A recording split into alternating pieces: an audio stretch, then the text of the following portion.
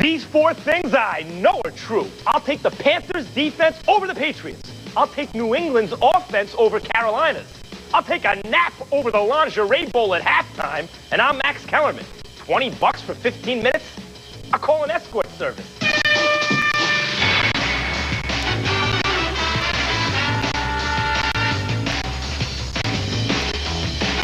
It's Around the Horn, the show of competitive banter. Here's Max Kellerman. Welcome back to my mother's favorite show. We're talking the NASCAR point system. Laura Davies on the men's tour, and the best song by Yanni. I kid.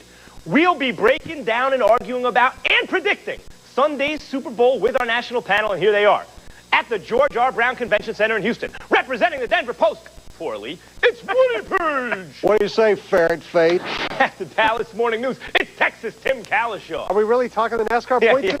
At the Chicago Sun-Times, it is Jay Mariotti. Did you say escort service? That makes you around the horny. Oh, God. Also in Houston for the Super Bowl, representing the Boston Globe, it's Michael Holley. I've got to be the most objective journalist here, don't you think? I do. We're the show that scores the argument, and here's how I do it with these joysticks and mute buttons. I give these guys points based on point of view, style, and information. Good answers get 2, great ones 3, and I use the mute button to penalize Jay Mariotti twice for that attempt at humor. We eliminate guys, so a one-on-one showdown determines the winner. Let's make it happen. It's the first word. The first words are offense wins championships.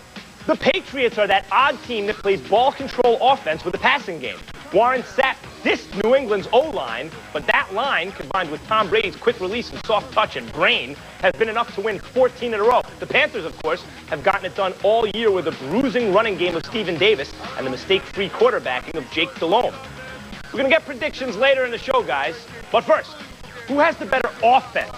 Offense going into Super Bowl 38, New England or Carolina? Let me guess, Michael Holley. Carolina, absolutely. You got to go with the Panthers. Oh. No, look, if you do your homework here, Max, you'll understand that both coaches want to play the possession game, and that means keeping your turnovers down and not doing anything dumb. New England is better than that at doing that than Carolina. Jake Delhomme, America, is not Tom Brady. He throws more interceptions than you think. He's thrown 16. He makes throws that Brady would not make, and guess what? New England has not given up a sack this year in the playoffs in their offensive line. Hey, Warren Sapp, it's not as bad as you think, baby. Michael, the dog should have eaten your homework because you got it all wrong. I do? Who's the best running back in this game for this season by far? Stephen Davis. Who's the hottest receiver in the playoffs? 298 yards? Steve Smith. What do the Patriots have on the offensive line? 3 missing starters, including their center, Damian Woody. They're going to have a tough time blocking Carolina. No question Carolina has the better offense. You know, I can make my point without being the official sports writer of the New England Patriots like Holley up there. Look, Carolina's red zone efficiency, 30th. They can't score touchdowns. How can they be a better offense in New England? Number 2, Brady, decided advantage over Delhomme. He's been here. He's been an MVP. He's delivered in the clutch in a Super Bowl. Jake Delhomme could still choke on Sunday. Number 3, Kellerman, Antoine Smith, 100 yards. Everybody forgets this against the Colts. Okay, but 2 years ago, you couldn't say that about Brady, and he won the Super Bowl. Woody. Why are you taking up my valuable time with your insipid comments? Come on, jabroni. You haven't been right all season. What's anything new about this game? The most underrated wide receiver duo in the National Football League are Smith and Muhammad, and people are not talking about them this week. Jake is going to get the ball to them in mid-range passes. Brady, when he has to go to his second and third reads, doesn't do the job effectively. You know that, Michael Holley. No, let me make some corrections here. First of all, to Texas Tim Cowlishaw, Damian Woody has played guard this season. He's not a center, a guard. And for you, Woody, you're talking about Tom Brady not making reads. When's the last time that happened? They haven't lost a game since September. They won 14 games in a row. What are you talking about? Jay made the point about Tim, last word. Jay made the point about Carolina's bad red zone offense. New England's 27th. They scored 1 touchdown against an awful. You know why nobody's talking about Carolina's receivers? Carolina's receivers are underrated, but New England's backfield is ridiculous. Their DBs are ridiculous, and that should neutralize them. Next topic. Defense wins championships. The Panthers are built from the front back with the powder blue wrecking crew, Buckner, Peppers, Rucker, and Jenkins, making life miserable for all comers in the trenches.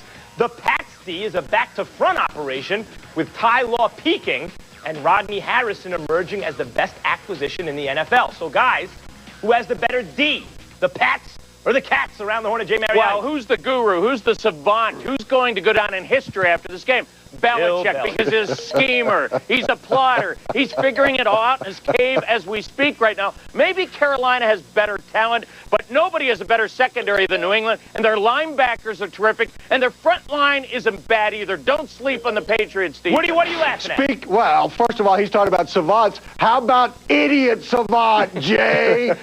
You didn't even mention Chris Jenkins is the best, has to be the best defensive tackle in the game right now. That front four, when you're talking about defenses, you want to start from front to back, not from back to front. Across the front four, they've got the advantage. You work from there, you can overcome flaws, you can overcome mistakes if you've got a great pass rush. It all starts with the rush. Yeah, and it makes your DBs better, that front four. Who's next? Mike? Woody Lombardi is absolutely right about Carolina's front four. And I've been on Chris Jenkins all season. He's a great player. But you guys are talking about front to back and back to front. How about the middle? No one has talked about New England's linebackers. These linebackers are superb. Teddy Bruschi, Ted Johnson, you know, Roman Pfeiffer, my man, and Mike Vrabel from where, Max? Is Teddy Bruschi healthy? Is he healthy? He's who? Yes, he will play. He's probable. Well, you should know Holley's been conducting bed check all week. You know, Mike Vrabel from The Ohio State University. Look, Carolina doesn't have anyone who can match up with Ty Law. They don't have anyone. They don't have an answer to Eugene Wilson. They don't have an answer to Rodney Harrison. New England is a superior. Let me ask a few questions here. Why did New England give up fewer points than Carolina? Why did they give up much fewer yards per rush than Carolina? Why do they have more sacks than Carolina? A lot of rhetorical questions. Is it because Carolina has a better defense? I don't think so. All right. A lot of rhetorical questions from Tim today. Keep going, Tim. Go ahead. This whole back-to-front thing, I don't understand. Ted Washington is like 500 pounds. Nobody can block him. Right. Richard Seymour is the best defensive lineman in this game. Woody, not Chris Jenkins. The New England's fine up front, and they're much better in the second. Look, it's real simple. The linebackers. Go ahead. You know, Woody's skull sessions with Amos Alonzo Stagg, I mean, he'd tell you that it's real simple. Belichick is going to shut down the run and make Jake throw the ball. I have no faith in Jake Delhomme winning the Super Bowl throwing the football. Wait a minute. Why not, Jay? Why not? He's never been here before. He's going to wake up. But that's ridiculous. So no first-time quarterback can ever win a Super Bowl? Woody, last word. Well, you guys are totally forgetting that Carolina went on the road and shut down offenses with their defense. Two great offenses in Philadelphia and St. Louis. The Patriots have played at home. They shut down St. Louis. Offense. You want to talk about this all day, or can we get to the next segment? Buy or sells next. Coming up, Tom Brady is it as the Sunday approaches. Is he the hands-down favorite to win his second Super Bowl MVP? Plus, Brett Favre's had Warren Sapp in his face for years.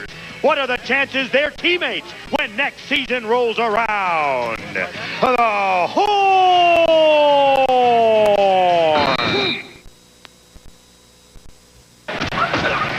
Buy or sell? It's buy or sell time. Let's keep it moving. First topic. Tom Brady was not supposed to be the MVP of Super Bowl 36, but the then unknown, who was subbing for Drew Bledsoe, led the Pats on the winning drive late in the game and won the award.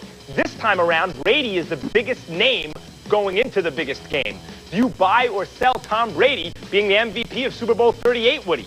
I'm going to sell this, although more than half the games have produced an MVP who's a quarterback. Last year we had a safety, and you could have divided 5 or 6 ways with Tampa Bay. I think with the two defenses, it will be a defensive player. Okay, Tim? I agree that it will be a defensive game. It will be a defensive player, and his name is Ty Law. There, you have it. Jay? No, I'm selling this thing. I mean, it's going to be a close game, an exciting game to the end. Adam Vinatieri. He won the game 2 years ago. He's been clutch this offseason. It's time for a kicker. Michael? No, I'm going to sell it. If the Patriots win the game, that means they've stopped the run. That means they've turned Jake Delhomme, my man Jake Delhomme, into a passer. You can't have it both ways. Yeah, don't pull a Mariotti. What's the matter with you? Jay pulls Mariotti. Next topic. According to Jay Mariotti, the star of Super Bowl 38 is Patriots coach Bill Belichick. According to Mike Lupica in today's New York Daily News, if Bill Belichick's Patriots win this Super Bowl from the Carolina Panthers, win their second in 3 years, Belichick is in the Hall of Fame already. Buy or sell Lupica's assessment that Belichick is a Hall of Famer if the Pats win on Sunday, Cowlishaw. This is why people under the height of 5'3" should not be allowed to express their opinion. Mike Shanahan has 2 Super Bowl rings. He's not in the Hall of Fame. Jimmy Johnson has 2. He's not in the Hall of Fame. Belichick's a great coach. He's not a Hall of Famer yet. Okay, Jay? No, I'm buying Shula, Lombardi, Landry, Parcells, 2 apiece. Why not Belichick? It's harder than ever to put together this kind of a dynasty. If they win 2 and 3 years in this day and age, is a dynasty. Michael? I'm going to sell this. Belichick is a great coach, and I think he'd be flattered by the question, but he's also a football historian. He wouldn't want to go into the Hall of Fame. Chuck Noll, Don Shula, Paul Brown. He is 6 games over 500 guys for his career in the regular season. He won 2 Super Bowls as a coordinator also. I mean, that's 2 and 2. It's kind of 4. Woody? I'm selling this as the only person here who actually knows what he's talking about because he's on the Pro Football Hall of Fame. How did that I'm telling you that 2 Super Bowls does not guarantee you entrance into the Hey, Woody, what about the 2 that he won as a coordinator, though? That doesn't matter. Doesn't you matter. have to do it as a head coach. It doesn't. He's right. Yeah, maybe you're right. Maybe Good thing we have him on the committee. It wasn't a rhetorical question. I didn't pull a Tim Cowlishaw. Next topic. Brett Favre and Warren Sapp have had the NFL's most TV-friendly rivalry of the last decade, but they appeared together on the NFL Network on Thursday, and Favre told the mouth of the South that he'd love to see Sapp playing for Green Bay. In a recent poll, Wisconsinites voted Sapp the state's sports enemy #1. Do you buy or sell the idea of Warren Sapp as a Green Bay Packer, Mariotti? I'm selling. Look, I know about cheeseheads. It takes a special person. You couldn't handle it, Max. He's going to go live in Green Bay. They hate him there anyway. He'll complain about the weather. They'll hate him more. You know, go to Baltimore. Ray Lewis openly recruiting you. Go there and maybe get back to the Super Bowl. Buy it. Oh, this is easy. I'm going to sell this. I don't even think of Sapp as a member, as a football player anymore. He's a member of the media. He's a talking head. His new team would love to have a guy named Sapp around the... Woody! Oh, that was so bad. Bring out the helmets again, Holley. I am buying this. I talked to Warren yesterday, and I think he's serious about this. He would like to finish his career in Green Bay with Favre. They've had so many great battles. So, yes, I think it's an exceptional idea. Texas tip. You have to sell this. Warren Sapp is clearly a declining player. Someone is going to overpay for him. He needs to go be part of a great defense. He can't go lift the defense by himself. Okay. He goes up in Green Bay. Kind of worked for Reggie White at the end there. Next topic. Only a Rasheed Wallace trade rumor could land basketball in buy or sell on the Super Bowl preview show. And here you have it. The San Francisco Chronicle reports speculation that the notorious and nasty nice Wallace may be traded to Golden State for Nick Van Exel and Eric Dampier. Buy or sell the Wallace to Golden State rumor, Holley? I'm going to buy that. It's a great trade for Golden State. Look, Wallace needs a change of scenery. He is a terrific player. Whereas you look at Van Exel going to Portland. Van Exel has been with so many teams. The change of scenery argument doesn't work for him. Okay. Woody? I'm buying this for Golden State. You put Van Exel in Portland, you just have more garbage. I think that Rasheed Wallace would help Golden State, a team that is on the cusp of trying to get into the playoffs. Van Exel, nobody... Hey, when you call Van Exel garbage and you run into him at some point, Woody, what happens then? That's what I want to know. Tim? Golden State is on the cusp because they got Eric Dampier. They don't need to be trading him. He's having close to an all-star year at center. Yeah. This deal is really just all about contracts and creating room with all these salaries coming up. One of the few good, real big men. Jay? I'm selling. Isaiah Thomas made a back page in New York in about a week. It's time. He's still trying to make this deal. I think he'll still end up with the Knicks when it's all said and done. Van Exel's agent, by the way, said 60-40 chance that he will get traded. Van Exit. Van Exit. And what do you have to say about that? You called him garbage.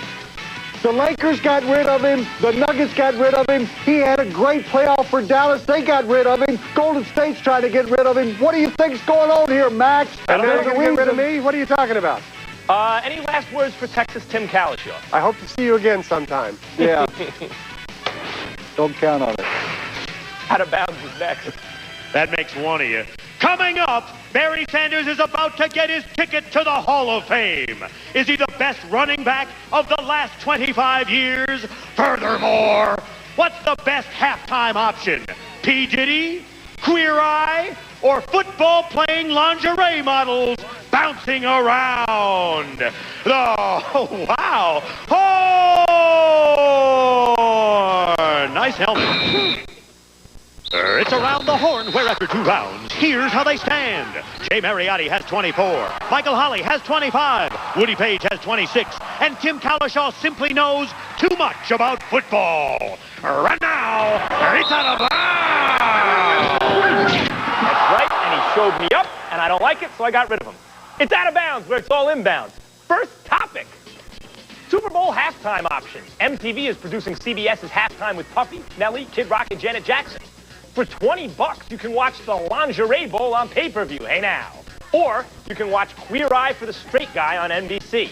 Talk about counter-programming. Guys, what's the best option at halftime of the Super Bowl? Michael Holley. Let's see. How about the Super Bowl halftime show?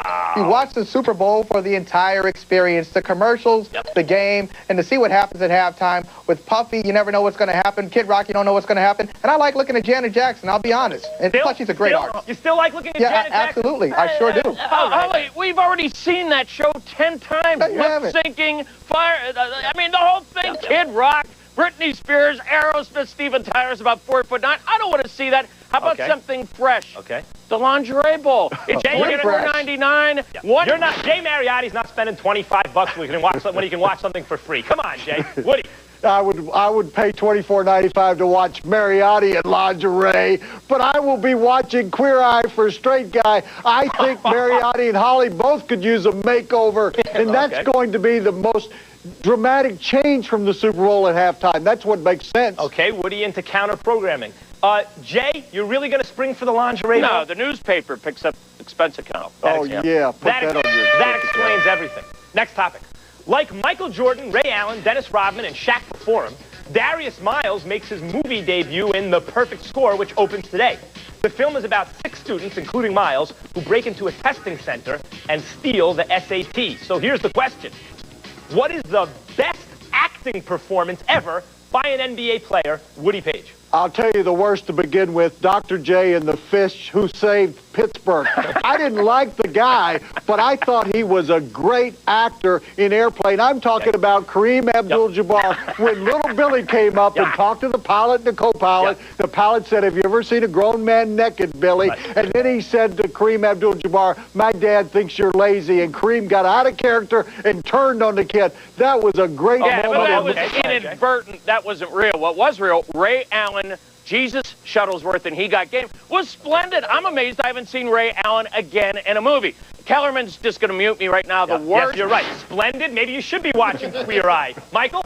Hey, Max, I've given you my Big Daddy Kane theory, right? People who are good in cameos. That's why Woody's absolutely right about Kareem Abdul-Jabbar in Airplane. It was a great movie, and he had a cameo. He did well. We don't need to see a lot of actors in movies. He had the perfect lines, and he had the perfect comedic touch. Oh, okay, Jay, last word. Well, you're going to kill me here, but Michael Jordan in Space Jam was brutal. Bugs Bunny outacted him. They had to wait 3 extra weeks to tape the thing. I know. Yeah, but Jay, Bugs Bunny is a great actor. I mean, he got the lead in all those cartoons. But you can't compare him to Bugs Bunny. You know, he's tremendous.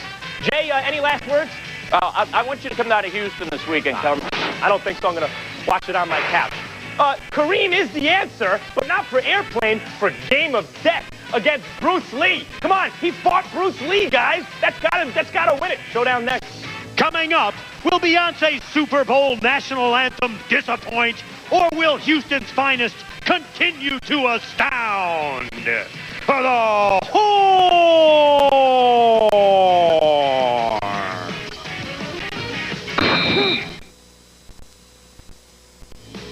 Around the Horn, brought to you by Nicorette Gum. You can do it. Nicorette can help.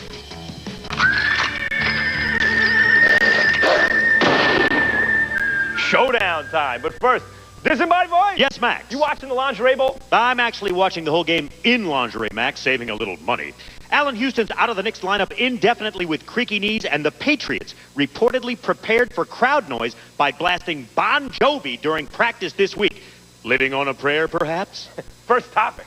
Starters for the NBA All-Star game were announced on Thursday. Vince Carter is injured, but he's got the most votes in the NBA. While Allen Iverson is going to start at the point in the East, even though he's only played 32 games of all the starters, East and West. Which is the least deserving? 15 seconds. Holley. Don't hate me, Houston, for this. Please don't hate me. Steve Francis should not be there. He's not really having that good of a year. You know who is? At 34 years old, Sammy Cassell, Yeah. who gives Minnesota a chance of getting out of the first round this year. He's a great scoring option, secondary scoring option Michael, for Kevin Garnett. That's interesting, but we got to go with the entire backcourt of the Eastern Conference. How can you leave Jason Kidd, who is the best point guard in the league, and also what is Tracy McGrady doing there when you got LeBron James? McGrady played on a team that was 1-19. That's interesting. I buy the Cassell over Francis argument more. I think it's not only interesting, Woody, but correct. Next topic. Barry Sanders is expected to be voted into the Pro Football Hall of Fame on Saturday, and the president of the Lions, Matt Millen, said on Thursday, the last 25 years, there's not been a better running back. Is Sanders the best running back of the last 25 years? 15 seconds, Woody.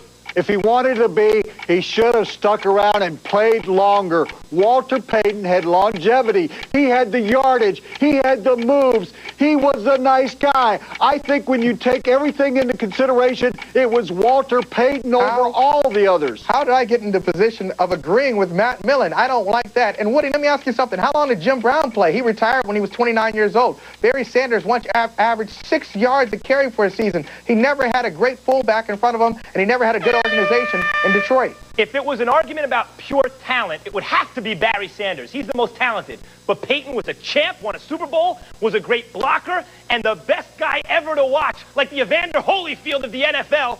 Woody, that argument goes to you. Last topic. According to our intern, Robin, the Patriots are 7-point favorites. Now, betting is illegal, except in Nevada on the internet and in office pools and with your bookie. Bookies are illegal, Max. Huh. So this question, like the show, is for entertainment purposes only. Who do you like Sunday? The Patriots giving points or the Panthers getting them? 60 seconds. We're going extra for the game. Holley, you got 30. Go ahead. Let me tell you what. The Patriots are going to win this game. And the sad thing about this Super Bowl is going to be that no one is going to understand how they did it. We're still hearing about them not having stars. We're hearing about them not being very talented. They won 14 games in a row. They were undefeated against teams with winning records. They got here by beating Steve McNair and Peyton Manning back-to-back. They have a great coach. They have an offensive line that hasn't given up a sack in the postseason. They have the next Joe Montana and Tom Brady. You two are too much of a homer. Let me tell you, as an objective viewer, looking at it from the outside, that the Panthers are going to stay within the line. And I'll get to the exact score in just a moment. They have gone on the road and beaten the St. Louis Rams, as I pointed out. They went on the road and beat the Philadelphia Eagles. They are on the road in Houston, where they came in and won during the regular season. No, they didn't. Yes, they did. That notwithstanding, they're going to cover a 7-point spread, Michael. Woody, 15 seconds are yours. Oh, are you kidding? I just want to say thank you to Houston. I have thoroughly enjoyed my week here. I think the people have tried so extremely hard. The weather hasn't been good, but the smiles have been radiant. The people have done everything first class, and I think that they should bring the Super Bowl back here. We're on a 71.5-hour break. Man, this has been fun hanging around. To the horn!